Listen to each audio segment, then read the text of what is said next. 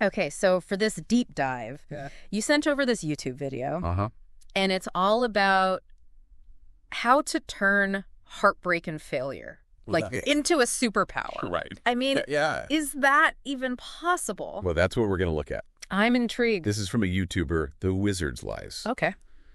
And she's got a pretty big following. A lot of people like her advice. She talks about self-improvement and personal growth. Okay. She's got a very straight-talking style. Yeah. No sugarcoating. So we'll see what she has to say about this. All right, so no nonsense advice. Yeah. But can we really turn those like truly awful experiences into, you know, something positive? Well, she makes a really compelling argument that these difficult times are actually catalysts for growth. You know, they force us to deal with those tough emotions head on, you know, learn from our mistakes. Yeah. She even says that, you know, she wouldn't be where she is today without having gone through some major hardship. So turning pain into purpose. Yeah. That's pretty powerful stuff. But how do we even begin? Well, she's a big believer in feeling your emotions fully. Okay. She has this analogy where she talks about stuffing your emotions into a backpack. Oh, okay. And you can try and ignore them. Yeah. But that backpack is just going to get heavier and heavier. And eventually it's going to start spilling out, right? Affecting you, affecting other people. So I'm visualizing this like giant overstuffed backpack. Yeah. Ouch. Yeah. So what's the alternative? Well, she's not saying just like unleash everything. Oh, yeah. Like chaos reign. Yeah. But she encourages finding healthy outlets for those emotions. So crying, yelling, whatever, helps release those pent-up emotions. Okay. But she says the key is to set a time limit. Okay. Feel it, process it, and then shift the focus to moving forward. Okay, a time limit on wallowing. I like that. Yeah. So what comes next? Okay, so then... Do we just pretend everything's fine? Not quite. Okay. She actually recommends something that might seem kind of counterintuitive. Okay. Talking to the person involved. Wait, what? Yeah. That feels like picking at a scab. It might. Why would she suggest that?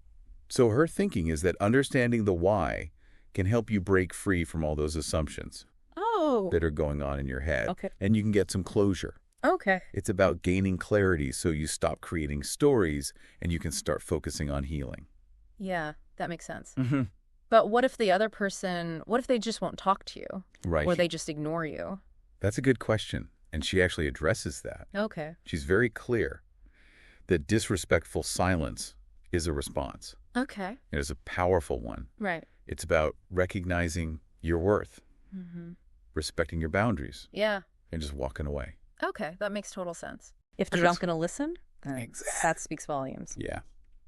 So, okay, so we've released the emotions. We've hopefully gotten some clarity. Right. What happens next? Well, then things get really interesting. She advocates for something called shadow work. Shadow work. Yeah. That sounds kind of intense. It can be. What is that? So it's about taking a deep dive into your own psyche. Okay. It's about confronting those, like, less than perfect parts of ourselves. Insecurities, fears. Right. Maybe even behaviors that we're not so proud of. Okay. And, you know, trying to figure out how all of that might have contributed to the situation. Just less about blaming the other person. Right. And more about understanding our own role. Exactly. Okay. And she gives some really thought-provoking questions. Okay. To guide this process. Like, how did I evolve during this situation? Okay. What needs of mine weren't met? What could I have done better? And even how would a person who truly loves themselves handle this? Wow. Those are some tough questions. Yeah. But I can see how really wrestling with those could lead to some serious personal growth. Absolutely. But how does this shadow work tie into turning heartbreak and failure into a superpower? So we'll talk more about that in a minute. Okay. But I think a good place to start is to look at how she views revenge versus self-improvement. Okay. She shares a pretty personal story about being bullied. Okay, now I'm really interested. Yeah. Tell me more. So some people encouraged her to retaliate. Oh, okay. To, you know, fight fire with fire. Yeah. But she refused. She took the high road, even though I bet it hurt like hell. Probably. So why did she make that choice? She believed that the best revenge was living a better life. Okay. Proving that their actions couldn't break her. And she even had this quote as her phone's lock screen. Oh, wow. God will put you right back together in front of the people that broke you. Damn, that's powerful. It is, yeah. But I imagine that's way easier said than done. Oh, absolutely. It takes real strength and a real shift in mindset. Totally. To be able to do that. Yeah, and that's what we'll explore next. Okay. How she challenges those limiting beliefs that often pop up after heartbreak or failure. All right. I am ready for this. Okay, cool. It's like she connects like living well with combating those negative thoughts that come up. Yeah, like your inner critic just goes into overdrive. Yeah. Saying you're not good enough, you'll never find love again. Right. You're just destined to fail. It's so hard to silence those voices, you know? It really is. In those moments. Yeah, and the wizard Liz, she's really adamant that we can't let those thoughts take root. Okay.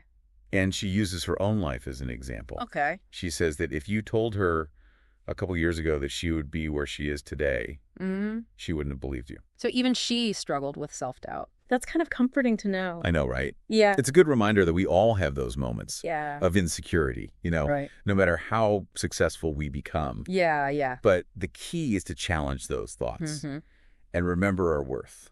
Easier said than done, though, right? Oh, yeah. To really change those, you know, deeply ingrained thought patterns. Well, that's where this idea of learning comes in. Okay. And mental evolution. Okay. So she encourages, you know, her audience to actively seek out knowledge and perspectives that can help them grow. Okay, so feeding your mind with positive, empowering information. Exactly. Okay. You know, she talks about being influenced by Louise Hay, who writes about self-love, Brittany Lee's advice on self-worth. Okay. She even finds inspiration in the music of rapper Sweetie.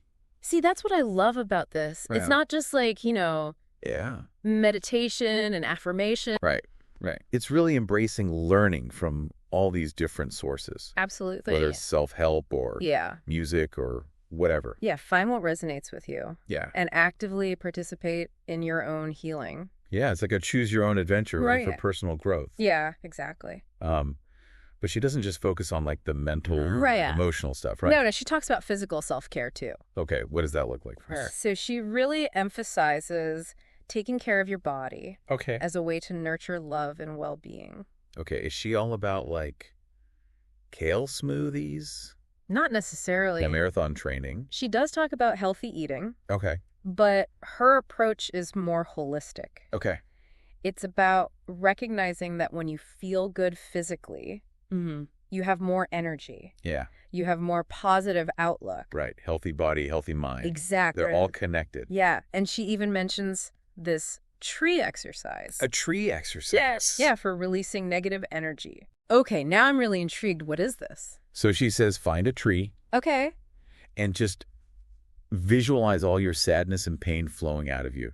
Oh. And being absorbed by the tree. Wow, that's a beautiful image. Yeah. It's like nature's there to help us heal. I know, it's really nice. Yeah. And it's interesting how she blends this practical advice with these more spiritual practices. You know, find what works for you. Yeah. Nurture yourself on all these different levels. That's a really powerful message. It's not just about fixing the problem. It's about taking care of yourself as a whole person. Yeah. But even with all this self-care and mindset work, sometimes life just throws curveballs. How did she address perseverance? So she tells this amazing story about a millionaire friend of hers who lost everything. Oh, wow. And had to rebuild his fortune from scratch.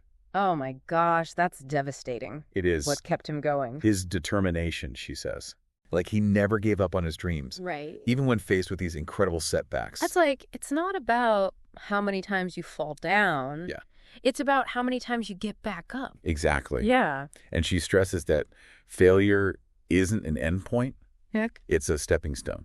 You know, it's an opportunity to learn, to grow, to come back stronger. Reframing failure as just part of the journey. Yeah. Okay. And so she ends by talking about knowing your worth and potential. Okay. And she says, there's a reason why our minds fight us so hard when we try and settle for less than we deserve. Oh, yeah. I've experienced that. Yeah. It's like that inner voice. It's like, no, you're meant for more. Yeah. But it's hard to trust that voice. Yeah. Especially when you're feeling heartbroken or like a failure. Well, that's where her message is so important. You know, listen to that intuition. Yeah. Trust your inner knowing. Okay. And never settle for anything less. Like she's saying, hey, you've been through some shit, but you're still here. Yeah. You're stronger than you think. You have the power to create a life that lights you up. Exactly. Yeah. So bringing it back to you, the listener, what stood out to you in her message? What resonated most? Yeah. What might you want to explore further? We've been on quite a journey with the Wizardlies. We have, and I think what's so great about her video is that it's not surface-level advice. She really makes you think about self-awareness and understanding your emotions and taking those steps to really heal and grow. I think for me, what really stood out is how she reframes these ideas of heartbreak and failure. It's not about like, you know, feeling sorry for yourself and giving up. It's about harnessing those experiences to become like a more powerful version of yourself. That's that superpower she's talking about. Yeah. Recognizing that even the most difficult times can actually make us stronger. And she's not saying it's easy. No. But she's giving us a roadmap for how to get through it. For navigating those challenges and coming out stronger. Wiser. And she says it's a process. Yeah. It's different for everyone. Right. There's no one-size-fits-all approach. But it starts with acknowledging those feelings. Okay. Seeking that understanding and taking care of yourself. Yeah. Physically and mentally. Yeah. And challenging those limiting beliefs. Oh, absolutely. That keep us stuck. Totally. Yeah. We have the power to choose a different story. Right. Exactly. You know, rewrite that narrative. It's really amazing how she brings together all these different elements. Yeah. You know, she's got emotional intelligence, self-reflection, practical advice, even spirituality. Yeah. It's really a holistic approach to growth. Yeah, it's not just about fixing a problem. It's about embracing the journey.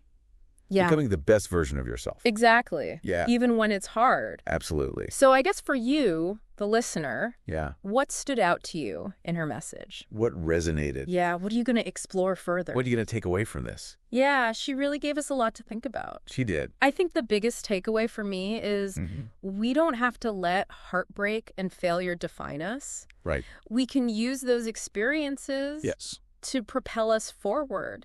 Exactly. And create a life that's meaningful and fulfilling. Absolutely. A good reminder. It is. That even when we feel lost and broken, we all have the potential for greatness. Absolutely. And if this has made you curious and you want to explore further, there's so many resources out there. Yeah. Books, podcasts. Therapists. Yeah. Don't be afraid to reach out for help. Absolutely. You're not alone. Well, thank you for sharing this amazing video with us. Yeah. Thanks for sending this in. I hope this deep dive gave you some new insights. Some tools. And some new tools to turn your challenges into superpowers. Into superpowers. Yeah.